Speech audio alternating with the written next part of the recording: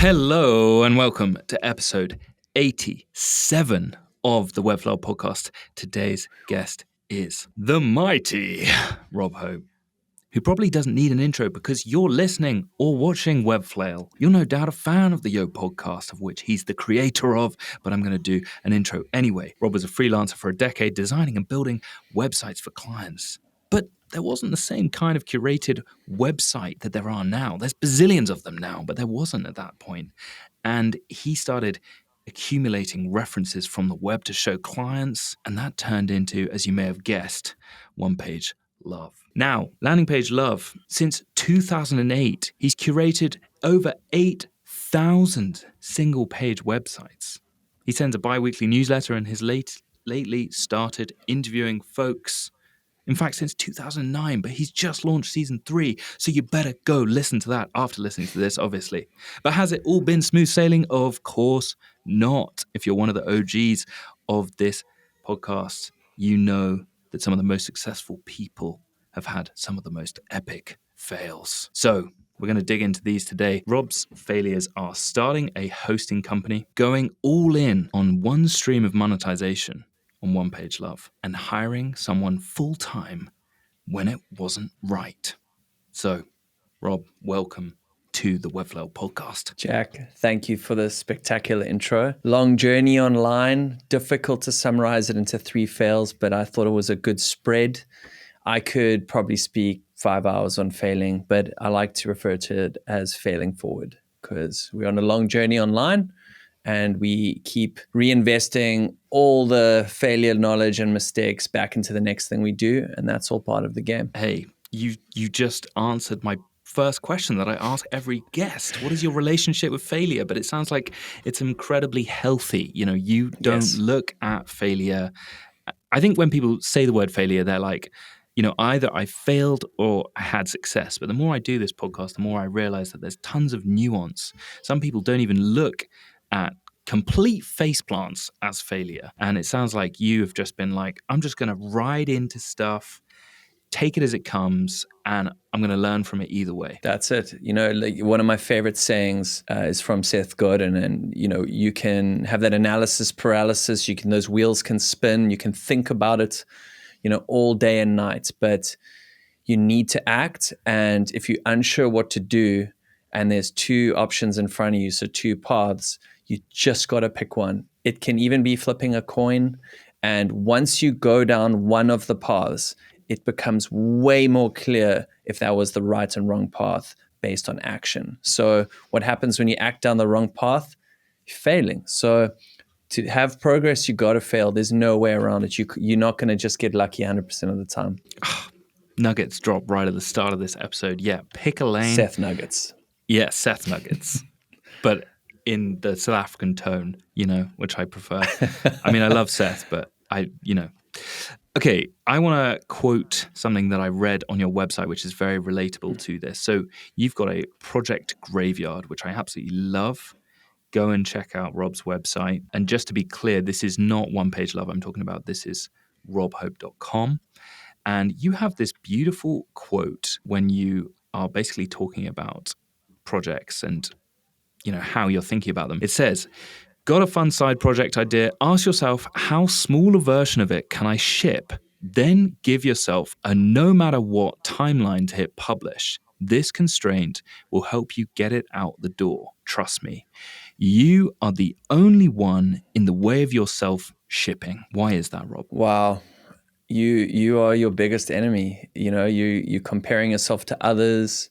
You're getting distracted by all this hustle culture online with people sharing their numbers, and, you know, just infiltrates in the darkness. And you need to trust yourself. You need to stay focused, put those blinkers on. But the truth at the end of the day, if you really want it, like most of those success stories boil down to someone's perseverance and just like they're the ones that made the decision that they were going to get it out the door. It wasn't anyone else. So, you know, there's a lot of sayings, like, you know, sub sayings that I love keeping near, like don't be the victim, big one, because most things out there, you know, there's always an excuse. There's absolutely always an excuse that is going to prevent you from shipping, but you are allowing that excuse to become part of the story. So for me, once you acknowledge you're the only one in the way, and no matter what it takes, if you truly want it though, and you got to be honest, that's a big part of this. Once you truly, respect the game and say, I have to say no to a lot of things in life, a lot of enjoyment, a lot of free time, a lot of money, to get a side project out the door when you can freelance, so difficult. I've said no to so many good opportunities in my life just to push forward like a couple of millimeters on a side project. But, that's the muscle you need to keep flexing. And yeah, so you're the only one in the way. I'm the only one in the way from myself releasing the landing page course that I want to get done this year. I want to go on a surf trip. I want to get offline. I'm the one in the way. So yeah, I keep that one really close. Awesome advice there. And I really resonate. A lot of the time, opportunities come, and I think you're like, I really should take this, but there's something holding you back. And actually, a lot of the time, I found the power is in the no more than the yes sometimes. You've got to choose where to focus your energy. And I think with side projects, they can become your main thing. They can, like Webflail is an example of that. And, so many of your projects sounded like they became your main thing for a bit before either you sold them or, or you fell out of love with it and just moved on because that was the natural thing to do. Can you give some advice to webflowers because I think webflowers they are side project people. Like they are, working with multiple clients, tabs open, they see a problem. They're like, you know what, I'm just going to tinker, I'm just going to make something. But, when should they be like,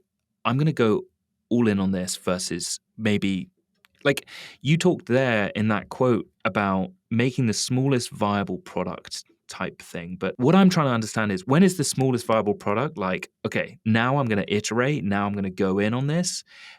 Now I'm going to make my one page love type, now I'm going to really go in. How would you advise a webflower who's thinking about a side project and taking it further? That's brilliant. Such a fantastic question. Oof, you got to put a cap on this one, eh? Like I could go for a couple hours. So when it comes to getting out the lightest version, let's use an example of something I've done in the past. So, way back in the day, before case conversion was quite native within all the apps we have. You can use Google Docs now. You can use, all the Microsoft stuff. You can just case convert. I probably can do it with Raycast in a couple of clicks.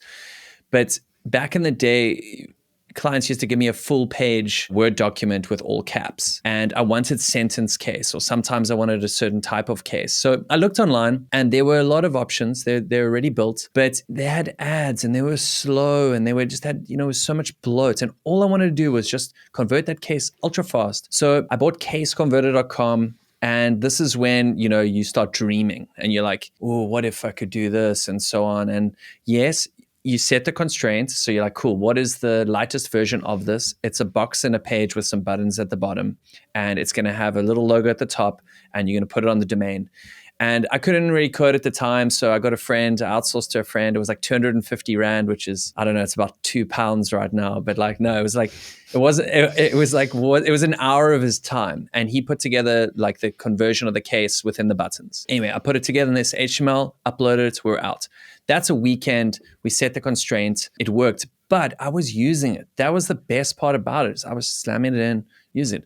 Next thing you know, you start telling a few friends about it. They start using it. Then, this is just a total bonus is that because I got such a good keyword, it starts ranking. I put it on One Page Love. I blogged about it a bit. I did the very light bit of networking, but all of a sudden now at this point, you're like, wow, it's starting to rank in Google. And then people are actually converting case, without me doing anything. This is just so passive. So there's a lot of ways I could go with this, but once you create something that you was scratching your own itch, and then all of a sudden other people are using it, you've got magic here. You're really helping people. You've added value. So you need to decide at this point, and it's such a big one. And at the time, you're so excited and you're like, wow, money and you can do all this cool stuff. But you need to ask yourself, like, do I truly need to monetize this? I would say that is a huge one that is overlooked, because once you go down that road, maybe it compromises, such a beautiful light tool, and it doesn't have to be monetized, especially if the traffic is low. Secondly, is that, like, how can you monetize this? Is this just going to be a pretty gross ad? Are you going to make $12 a month? Probably not worth it. Anyway, so at this point you're using it and so on. You're like, okay, what if I added, like some form of HTML Unicode conversion. And then you start linking to it from the footer, and then you roll out that. Then you start rolling out something else that was useful. And then next thing you know, you've got quite a cool network of interlinking tools that you've created. To go back to the question, is that, when is the point where you decide, like, hey, should I take this to the next level? And you need to answer these questions, like, is there enough of a market for it? Are there other competitors that have a ton of traffic? Okay. Is it truly helping people? How many ways can I monetize this? Another big one is that, how can I actually distribute this? How can I cross promote this with the other things I'm doing? What is the SEO potential? You kind of pull all this together and you say, wow, I can anticipate that if I really put another 1,000 hours in this thing, I could probably get this to earn $500 a month. I'm totally freestyling this here. I absolutely did not do this. But you kind of pull it together, and you kind of get all the numbers and metrics. And at that point, you're like, that's a ton of work for only X amount of money. Imagine I said it was $50 a month. Imagine I said it was $5,000 a month. It's a very different metric. But at that point, you need to decide, let's do this. And if you do decide to do it, I'll tell you one thing, like your Webflow client that knocks on your door and says, I want to give you a 50% deposit tomorrow, the answer is no. Because without saying no to that person, this project is never going to see the light of day. It's never going to get to the place you want to get to. So, I went to a lot of tangents there, but the big overarching thing is that you don't have to monetize it. It's useful. It's beautiful. It's helping people. It feels great. And sometimes you can just let that side project be that. But if you do want it to take it to the next phase and you want to start getting busy, is you have to say no to those projects. A lot of ideas I have, I'll mock it up. I'll sketch it together, and I'll sit on it. And then I'll because you get really emotional in that first phase, and you just land up buying domains. You start spinning up all this stuff. Your Webflow, again, is just it allows you to just create a landing page in a couple of hours and then already start getting leads. But sit on it, see how it feels. And guess what? Maybe it's not a green light. Maybe it's something you can't see yourself pushing through when you hit that dip in the project journey. Maybe it's something that truly can't get monetized past maybe $200 a month, but you have to put in 1,000 hours of work. So there's a lot of variables floating, Jack. And the big one is that the only way I took One Page Love to an area where I was able to quit freelance and work on it full time is when I saw the potential, when I saw people returning, when I got the feedback, and when I invested thousands of hours in the site late at night by saying no to clients, by saying no to really good paid work, cash upfront stuff. No, just to increase the monthly revenue by a sliver. And guess what happens if you keep doing that for 16 years? Your side project turns into a One Page Love, and you work on it full time. But that's your overnight success story, Jack. Yeah. Okay. So much that could be said there. I feel like you need to write an article about this. I feel like this is a bit of content that I think you are uniquely positioned to actually really delve into. And we're not going to delve in too far in this podcast, but some big takeaways for me that you said is, don't necessarily think of your idea as a huge thing that you're going to go 2-foot tackle into without actually getting some users using the basic viable product. Get someone using it. That's it. There's not just you who's obviously you're going to say it's great. Get some people using it who are objective, and if they're actually using this, then potentially Wonderful. you can do a bit of number crunching and work out, does this have scalability? Do I enjoy doing this? Is this something I want to do long term? How does this impact, maybe other implications like freelance work? Plenty more that you said there that I'm not going to talk about, but I do want to ask you, is this why you stopped freelancing after 10 years? Was this, are you talking from personal experience here where you were like, you know what, I'm going to have to say no to this client, and you gradually said no to more and more clients? Then you were like, you know what, I'm actually not going to do any more freelance work. Is that what happened with you? Take us back to Rob at that period. It's so interesting because, with the case converter side, I'm glad I brought it up because that was the first side project I ever created. And, I was dabbling and it was solving my own problem and I did it on the side and it was mine. It's like my first domain I bought. Felt so good. And I heard of a site called Flipper, and this is a marketplace for buying and selling domains and side projects and so on. And I remember just saying, the site, it does okay. The case conversion has now become more native within operating systems and software. The demand is not that huge. Let's see what happens. So I put the site on Flipper, and I remember there was like a bidding war, and I think I got $808 or something. That's what it sold for eventually. And this was just all like an experiment for me in the journey. Just like, let's put a site in there and see what happens. I remember that feeling when I got $800 and, honestly, like 250 Rand at the time, let's just say it was $20 to outsource. And the time it took me was only a few hours, but it was so passive and I got $800. I was like, wow, this is a world that is exciting. Like this, build a side project, solve something. If you're not using that much, like sell it, flip it, whatever. That excites me. Every single idea that I have or every single problem that I'm trying to solve, I'm trying to see what others are doing. And if I don't feel like they're doing a great job, I want to explore that. Definitely a problem though. It's like you don't need to solve every problem in the world. It's not necessarily a good thing. But when it came to freelance, I was teamed up with a friend and we were doing freelance. And we're building a lot of sites for clients. And we had a great business, but it came with all the pitfalls of having a digital agency. You were dealing with, the odd bad clients. It was chasing money. And, everyone listening knows exactly what I'm talking about. There's the downsides in the game. And I always thought to myself, what if I just owned my own time and 100% of the time?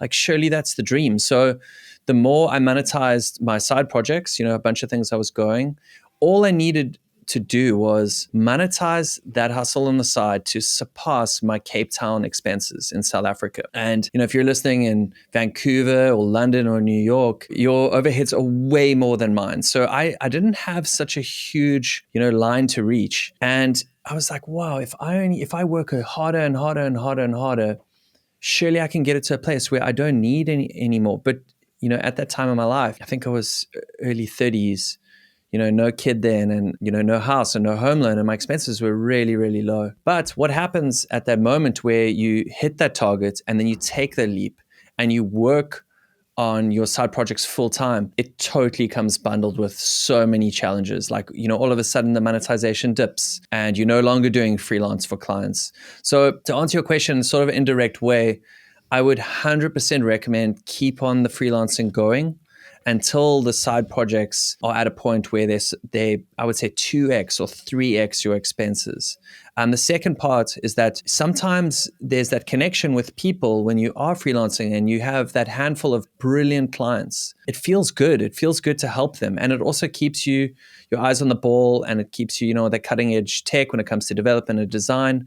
And maybe it's a good thing. I know that a lot of entrepreneurs out there, think of Traff, for example. The guy has made such a killing with so many projects, but he does the odd selected clients. Olia. And why do they do it? It helps them step away for a minute. They get paid really well for that very select work.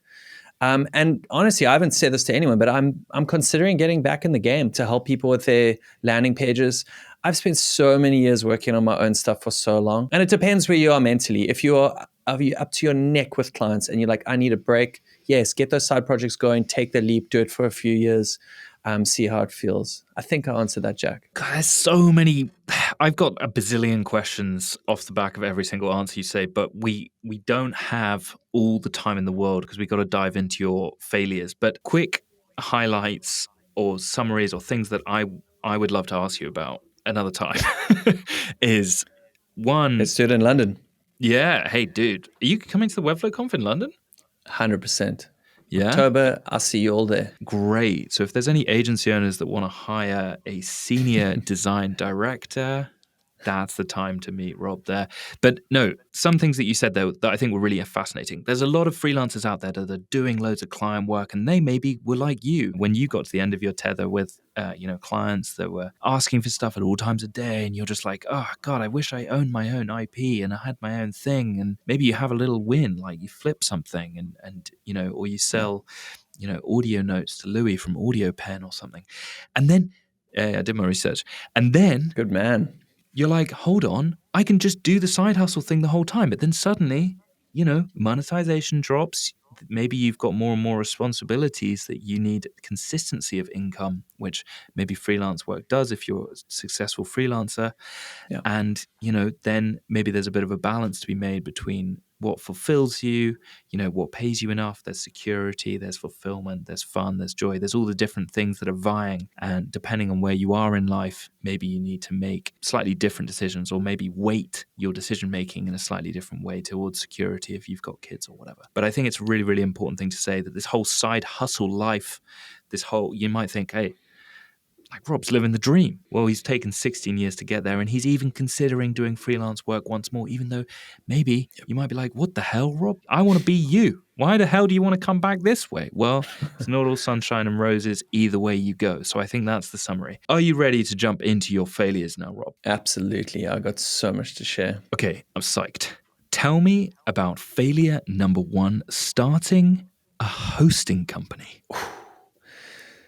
It's interesting with the context of Webflow and so on, where Webflow, if you're new to the game, and there were always builders out there, and you could just spin up a Webflow site really easily, and they worry about just everything behind the hood. You don't have to worry about the maintenance, the plugins, and so on. I can't even remember the years. There's so many. It's got to be like 20 years ago. I was building my first sites, and what would happen is that honestly, we start off the game. It's probably worth saying is that, the first site I ever built for a client was like, friend recommendation. Hey, Rob can build a site. And I built it for a surf school just down the road. And I think we charged 500 Rand, and it took us a month. That's 20 quid. It's 20 pounds.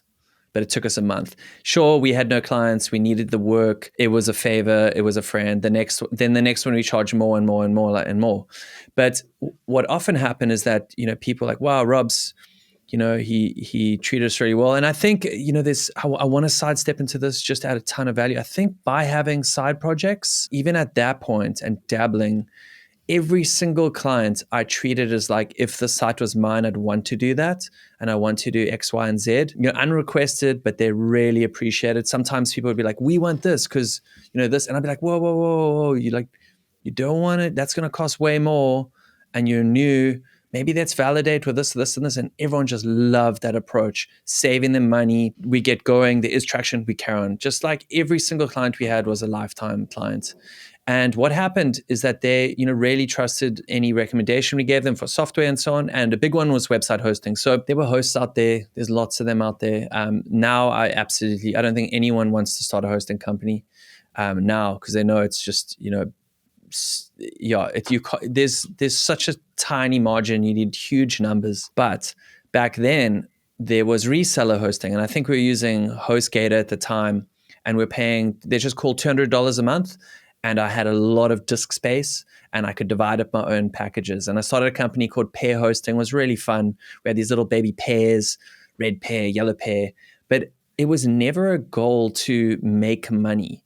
It was a goal to help my clients. When they approached me, they were like, hey, I'd like to get online. I have no domain. I've got no thing. Can you help me? I'm like, yes, yes, yes, and yes. You will be live with a launching soon page tomorrow, because I will get your domain. I'll set up your email. I won't even get into how we used Google Apps back in the day. It allowed 25 free emails, free per domain. And then eventually we had to move those. But what happened at that point is that, you're charging them nothing. I'm talking 200 Rand a year. I'm trying to convert everything to pounds. $10 a year is what I was charging them. Because, there's low traffic. You're building their site. They're giving you much more cash, but you're allowing them to say yes really easily. So anyway, fast forward many years. I forget the numbers here. I'm going to totally butcher these, but I had hundreds of clients, and we're talking 200 domains linking to our hosting, and we have all these little packages up. And what would happen is that all of a sudden there would be maintenance, and I had all this email that would just go down. And then I would start getting phone calls, like to my actual cell phone, going, hey, I cannot send email. Like, and this is times a lot of people. And you're like, how did I get you? Then you think of how much money it's making. Zero margin to hire help at all, because you've made it so cheap. So anyway, it got to the point where it was way more pain than benefit. And I just decided one day, I was like, I can't continue this company anymore, so I have to close it down. And why it's probably the biggest fail of my life it's a personality thing too, is that I wasn't happy with just all these clients over the years that I built such a deep relationship with. I wasn't happy with handing them over to anyone. I just knew the pain of downtime and how they would feel, with my recommendation. And so I just said to myself, one day I woke up and I just said, okay, I have to move everyone and I have to do it myself. And I think I moved, let's just say 200 domains. And back in the day, .co.za and South African stuff, there's like tickets, like you send an email with a certain format that goes into like an old school system that bounces back if you have a letter out. Update this DNS server and stuff. Anyway, so I gave the clients options with like a few hosts that I really liked, and then they chose it. I set up the account for them. I moved all their websites. I'm talking WordPress databases, the works. And it took me 6 months to move everyone and all the domains. Oh my God. Yeah, it took me 6 months, and I did it properly. I did it slowly, and every single client was looked after. And it's still to this day, I don't really regret that. But I just had I had friends that had sold hosting companies and stuff, and you hand them over to people and then the clients just get dropped. And I was not going to let that happen. So, net loss on hours, thousands. But I mean, as you know, through my podcast, through One Page Love, through everything I do, I'm not afraid of hard work if it's the right call. So, wow, that was by far the biggest fail of my life, was actually just starting in the first place. I wish I just chose another hosting company, set up an affiliate account that was paying me recurring per month to have that customer there, and they would deal with all the technical side of things. Okay, lots to dive into here. You want to take care of your clients. You treat your clients as if you're going into a startup with them. It sounds like you're invested in their success. This is not a one-off, one and done, let's lift and shift or any of those types of phrases. You're not using those. You want to look after them. But what I'm interested in is, when does that actually not only affect you personally, but also the quality of the service you're giving them? Because you've set the bar so high that actually, it might come around to bite you. And I think there's this funny thing that Webflowers do where they want to be, people pleasers. They want to serve their clients as best they can. But actually, they don't set clear enough boundaries and expectations over what they can and can't do, which massively affects their mental and physical health to their own detriment, which means that they don't even serve the clients as well as they initially intended. What do you think about what I just said? Are you just like, shut up, Jack? No. Or where are you at? You're right. You're 100% right. You need to have that boundary, like even, doing the work for people after hours. A little sidestep, but my wife's a personal assistant, and I can see how she has set boundaries, because it's unlimited the stuff she can also do for her boss. And setting those boundaries, unless you're outsourcing it, you should create those personal boundaries, because that's how you lead to burnout. So, for me, I would just take it all on. And tell you, how do I feel after the 6 months of moving clients? I feel awful. And then I'm not serving other clients in a good way. So yes, 100% right. If I had to do it all again, I probably would have charged more, but I wouldn't have ever started the company. But if I did go down the road, charge more and then try and get help to try and get that 24-hour support system. But you're right, Jack. It's difficult for me to swallow, but it's a personality thing, and I need to work on it for sure. Sorry, I'm not trying to turn this too much into a therapy session, but I am also experiencing this, putting your own oxygen mask on before you put on anyone else's around you. Making sure that you are covered before serving others, because it's very hard to serve others unless you're in the right place financially, it's mentally, a great saying. physically. And it's something that I think a lot of Webflowers also need to potentially consider, is that, yes, you want to serve your clients as best as you possibly can, but not so much so that you're answering a phone call or sending an email at 11 p.m.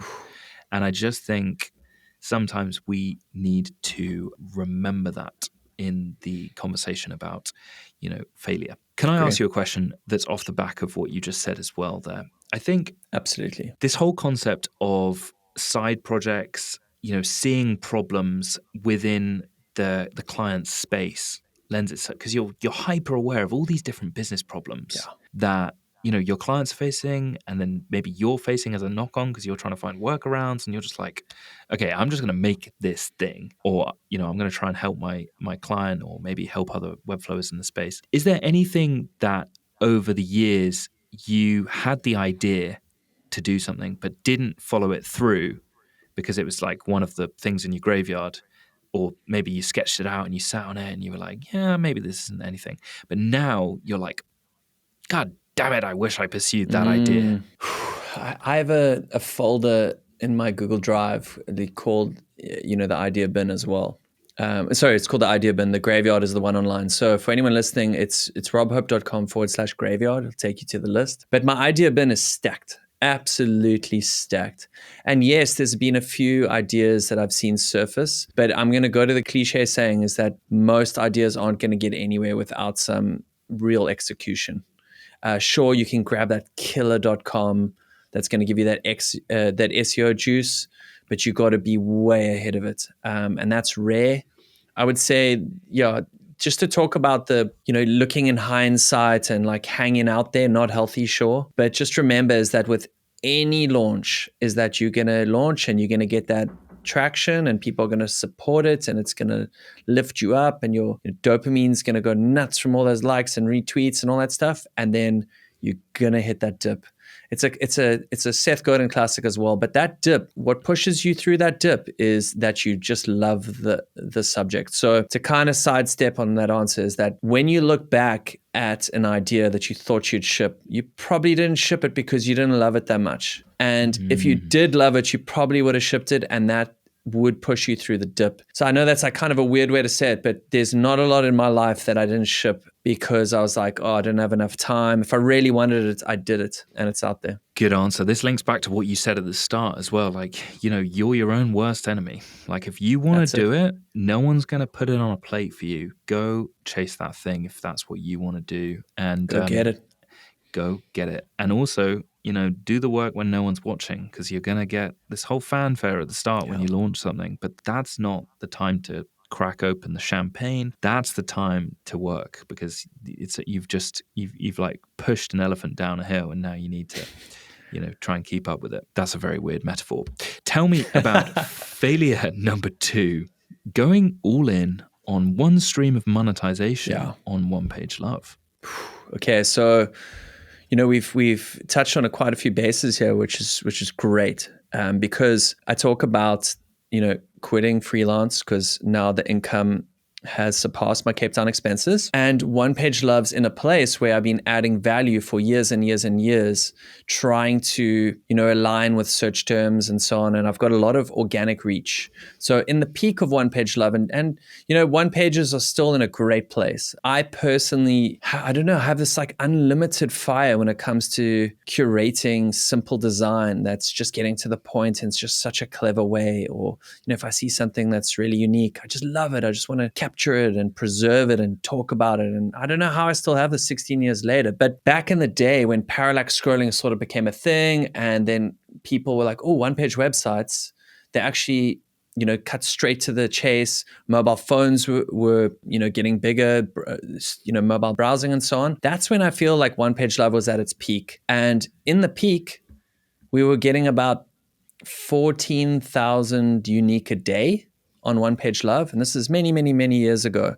And yes, the amount of traffic you get does influence your revenue in a way. What happens? So this is like kind of like a 2-part answer in the sense that Google can change the algorithm like this. And if you are reliant on them being your, sole point of traffic, which does affect your revenue, it's dangerous. You have to spread your feelers. And that's why, I put in these efforts a little bit on Pinterest, and I got some Twitter stuff going, and I've got the newsletter. I can't totally rely on Google. And with One Page Love, more context is that I think 65% of all organic traffic every month is from Google still. So I'm reliant on a massive amount of traffic. And so every month about 150,000 people unique come to One Page Love every month. And 65%, sometimes 70, is from Google. They change the algorithm. All of a sudden that goes to 120,000. So just like that. So if you just were working on banner ads, that's a huge percentage decrease. So that's when you start rolling out digital products and so on. So once I thought I was safe and I cottoned on to an affiliate program with Squarespace, the website builder, they were paying $100 a referral at the time. And I was like, wow, that is crazy amount of rands. And I had reviewed or found a couple of really good one-page Squarespace templates, and I was the first to review them. There were not a lot of other sites reviewing them, and I was ranking for terms like one-page website template, Squarespace template, one-page Squarespace template, and so on. So there was a lot happening, like to bring everyone into this point. But once I had seen how I was getting this passive conversion, I say passive in a very light way. I put a lot of work on the site. It's not truly passive, but while I'm out, while I'm surfing, while I'm not around, I'm getting $100 bite. And that felt incredible. And, with how much I needed to survive in Cape Town, I'm going to freestyle a number as well, but just say I needed 10 conversions a month at that time to cover my expenses. So there are lots of ways to monetize. And I had this like a little something there, a little newsletter sponsorship there. To pay to list on the site back then was maybe like $10 to list your template was like, I've got so many different revenue streams, but $100 for something that's organically ranking in Google per hit was the sweetest of incomes. And I was like, I'm going all in. So I sort of tweaked the site to wherever you were, I would kind of funnel you to consider using Squarespace and get started with a beautiful, and their design was really good back then. Compared to the website builders, they were ahead of the game when it came to design aesthetic. And I was stoked. I thought these are great options to get started with one-page websites. Webflow now have a whole bunch, Framer. There's lots of templates that are good solutions for one pages. But back then, Squarespace looked good. Pricing was good. So what I did is I, tweaked the navigation. I tweaked everything. I said, these other income streams, they're hardly earning anything. Just got rid of them. Doesn't matter. It's like 2% of the income. And I went all in on the one, and overnight, Squarespace mailed me and said, we relocating the budgets, and we're no longer rolling out an affiliate program. I had quit freelance. I had closed all my, income streams. And, at the time, I didn't have that much savings or runway. And that one hit you in the face really hard because, you tweaked everything to sort of rank in Google. You don't just quickly change that. You don't just quickly, switch that out. So Jack, big fail. And just to answer like how I would have done it in hindsight. And again, that made me really tough. Hey, I don't regret that at all because I got smart after that point. And that was a hard lesson learned very quickly. Spread your income streams. Don't go all in on the one. Even though it is making the most, I would say take some money away from that stream. Put it into another one. Google changes, like it dances all over the place. You can't totally rely on it. So don't rely on Google. It's definitely one half of this. And then don't rely on one income stream when it comes to your side project if you're working on it full time. I was going to say, if we were to bring this to your average Webflower, there may be a side project that you're like, I'm going to go 110% on this thing.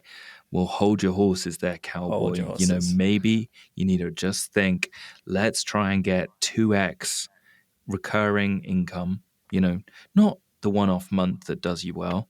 Because I've quit jobs when I've had one good month and I'm just like, I'm doing this thing. And actually, if you have 2 or 3 months, I'd actually say 3 to be safe, where you maybe get double your income consistently, then that's okay, a great indicator. But I think hold out as long as you can in that grind phase where you're trying to do both things well. And it's going to be hard, but it's gonna be worth it if your side project is what you hope it's going to be. The other thing that you mentioned there that I think is really, really important to say as well is that, there's this idea of rented land, right? Like, if you're just posting on Twitter to get clients, or you're just trying to get traffic to your website through organic search and Google changes everything. In fact, very soon there's going to be big rollout of complete change to how Google interface is going to look, and they are absolutely slamming AI content. So there's AI content-based websites that are literally just getting taken off Google, which is brutal. And there's things like that we use Jasper AI to ideate. I hasten to add, but that's an example of like, okay, this is a real thing that we're trying to get agency clients from, all the content that we're making, Webflow versus Wix, and keywords like that. And yeah, unless you've got emails, YouTube, other things that can really help, bring clients in if you're a Webflow that's listening. 2 follow-ups quick there, Jack. Sorry to interrupt. Is that I've failed to mention runway. And if you have, you obviously know your own expenses, but if you have 2 months runway, you're going to make different decisions than if you had 12 months runway. So you can take a lot more risks when it comes to monetization, and because you have to see how it works. You're not going to get it right every time. I've definitely failed tons monetizing One Page Live in bad areas, and start again, see how it goes. Luckily, there's a lot of traffic. At least you can get some feedback pretty fast. But runway, don't overlook it. If you are going to quit and if you're totally over the client game and you want to get started, I mean, Webflow is in such a great place where you can really, really get validation through a site by spinning up a landing page, getting the leads like so easily just to validate that idea. But if you have the runway, it is allow you to get super creative. So don't ignore that one. Yeah, definitely. And the other thing that I think is worth mentioning about having multiple different pots on the stove, or however you want to call it, if you have YouTube and newsletter and you're collecting emails, but also trying to rank for organic search, etc., then you've got more of an offering if hypothetically you were trying to approach a sponsor. I know that there's a few people in the Webflow space that have their own podcasts, that have their own affiliate links, etc. They're making a lot of tools. Obviously, the app marketplace is absolutely cooking, and there's loads of interesting people like OptiBase doing cool stuff.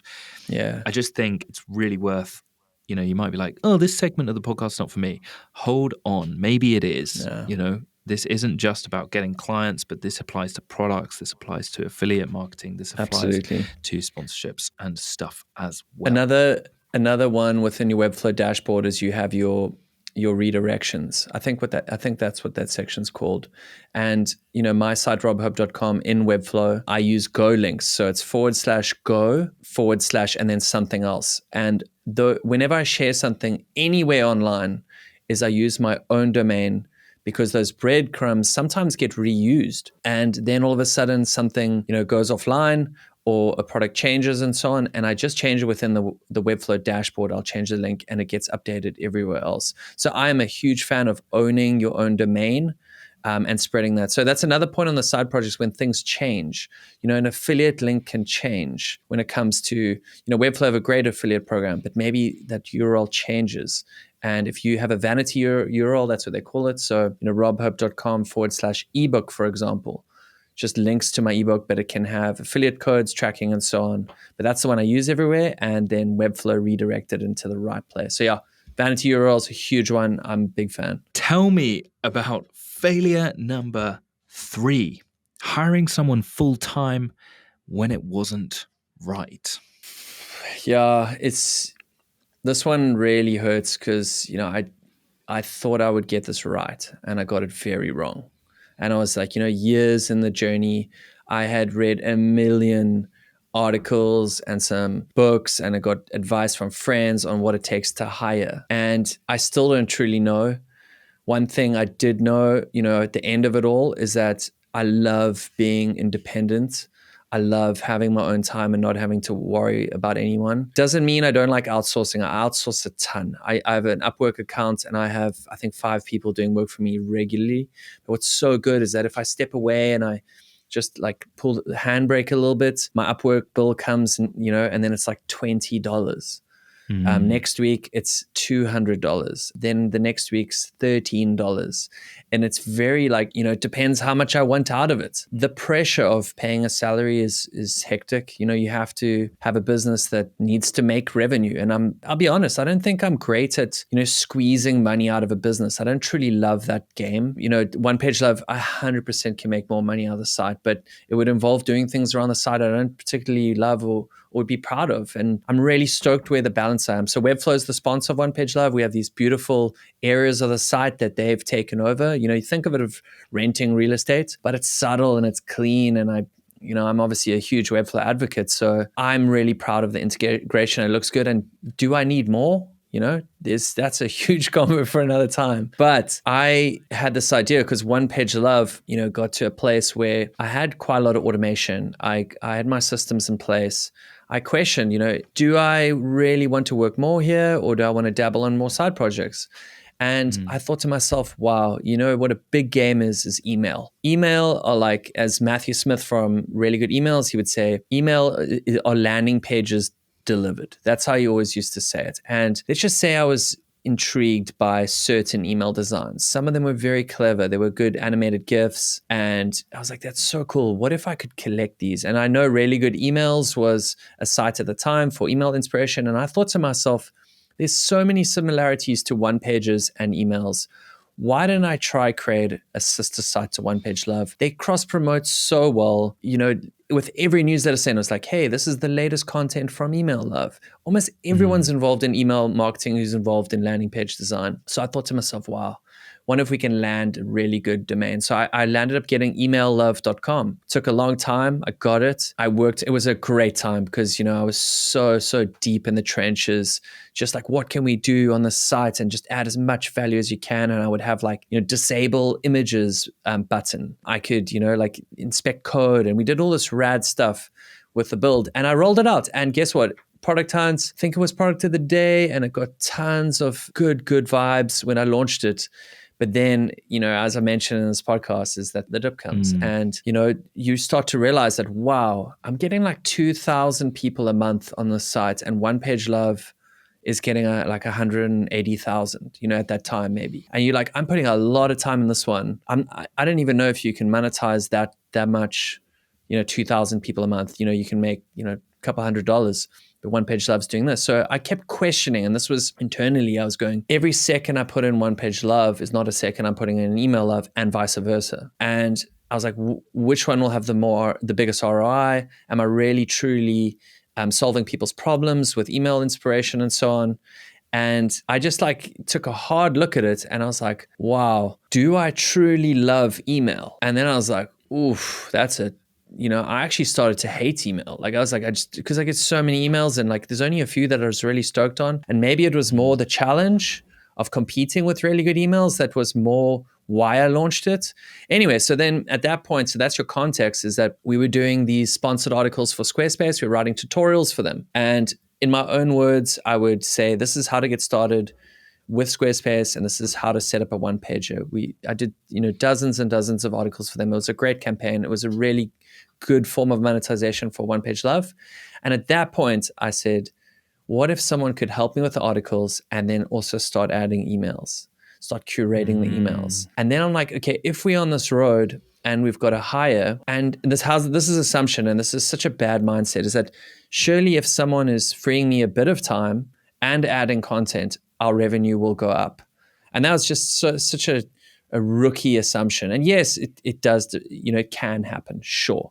But how much are they increasing that output? I think the question would be more like, can they create extra articles to more sponsors? Can they help with that kind of stuff? Sure, time saving is a massive one. But how much of the stuff that we're actually doing could be automated? Do we even have to do this? Do we need to go down this road? So more context, once I'd hired, and I was like, okay, cool, I need to make this work. We have to pay for this person. And I actually, let's start this content network. Then I bought UX Love, capturing UX animations and so on. And I thought to myself at that point, I'm going to create a network of design inspiration sites. And, One Page Love was, still doing great. I now have Email Love. I now have UX Love. And I bought this domain called Love Curated, and that's still our holding company. And that was the vision. Love Curated is going to have a dozen content sites that are just design inspiration. Anyway, so where's the fail is that you start to realize that within my personality and how particular I am with certain bits of quality, I'm a massive roadblock when it comes to, capturing visuals, screenshots, writing articles. I'm a nightmare. And so you're going down that road, everything's so slow. So I've now hired and everything is twice the amount of work, and everything that goes out the door takes twice as long. I'm exhausted, and it's also making you way less money. So we went on, and I did it for a while. And then what happened is, had a little boy question everything. And I was like, do I truly want a life where I'm just trying to create a lot of content to try and pay for the overheads that I've created? I've kind of blended like a little mix there, but do I want to just make more on the internet? Does the internet need more? So yeah, I'm getting super transparent here, like the mega darkness that creeps in. And this all happened, from hiring. I wouldn't say I did a good job. I definitely, treated my employee really well, left on great terms. But the balance with, acknowledging my personality and how I like to step away and not be online for a long time and not just create content because I have to and outsource is a brilliant balance I have right now. So I guess is it a fail? Again, it's a fail forward. I just know that maybe full-time hiring is not for me. So that was a big lesson here. Like, because don't forget is that things are really cooking. And then it's like things just got slower and more expensive. And it's just drained the life out of me because I'm trying to be because I'm trying to be a perfectionist, because I'm slowing everything down, but also monetizing design inspiration, not that easy. You don't just add more articles and it makes more money. You don't just curate more email designs and it makes a ton of money. There's got to be lots of strategic ways around it. Wow, a lot. I really resonate with a lot of that with the Webflail stuff that I'm trying to do, and there's a lot of shiny objects and a lot of people saying completely different advice. So it's trying to work out what is success to you, and it sounds like you have finally got to a place where you're like, you know what, I like the balance between security, fulfillment, fun, and the quality of what you do sounds really high because you sound like a bit of a perfectionist, which is, I think, healthy when you are working solo. Sometimes, actually, I think working in a team with a Pros and perfectionist. cons. Sometimes, well, yeah, maybe that's a whole other podcast. Are you ready for the final question, the most difficult question I'm going to ask you? I'm ready. Ask me absolutely anything, Jack. What is your next failure going to be? On a work level or a life level? I'm going to leave it open. Leave it open. So I already know that with the podcast that I'm doing now, the Yo Podcast Season 3, is that I've created a monster and I've created an unsustainable format in this time of my life. So in this time of my life, I have a 10-month-old boy and I don't have a lot of time, and I've been trying to outsource this edit. But, when it comes to, and again, I don't want to be the victim here. I'm really proud of how it looks. I don't want anything less than what it is. If it's going to be less than what it is now, I don't want to do it at all. It pushes me in a big way. I'm a much better video editor. I'm becoming a better interviewer. Every episode I go out, I absolutely bleed with every episode. But I know that the failure was probably not, I'm going to look back and I'm going to be burnt out. 100% going to be burnt out after this. Every edit takes, I don't know, I don't want to make it up, but it's dozens and dozens of hours. And most of them I'm working at night because the responsibilities here. But the failure is going to be, I should have got some help up front.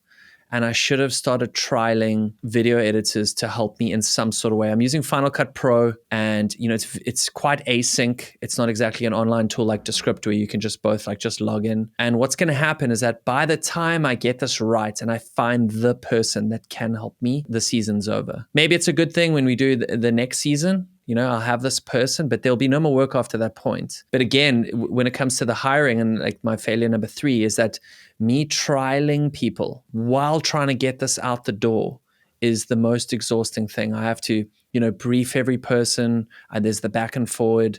It's video editing. You have to watch it all. So the failure, I'm in the fail. I'm in the fail. This is my next fail, is that I should have spent the last 6 months before the podcast finding the right person. Yeah, I'm living that one. You're living the fail, living the dream.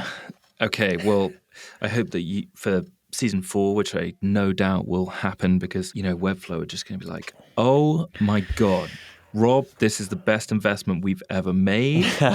We want to pretty happy so far. Money at you. We want more Rob. We want more Yo podcasts. We want more video. We want more of that beautiful editing that you do. And I'm sure that amazing things are going to come. But you now know what to do before starting that season. Rob, you've been an excellent guest. You've shared vulnerably. Thank you so much for coming on the podcast and telling us everything you have. Thank you, Jack. I'm not afraid to share anything. Been in this game a long time. So if anyone wants to ask anything we didn't cover, just at RobHope on Twitter, hello@robhope.com. Remember, robhope.com/graveyard. Just absorb my failures over the last 20 years. And just don't be afraid to fail forward. Go check out Rob's Graveyard is a phrase that I've never said and I will probably never say again. But I'm very glad that we talk so much about the graveyard. Go check it out if you haven't. Go message Rob. We've talked about so much. He's super open. He's a great guy. Message him. That's a wrap. You've been amazing. Thanks so much, Rob. Thanks, Jack.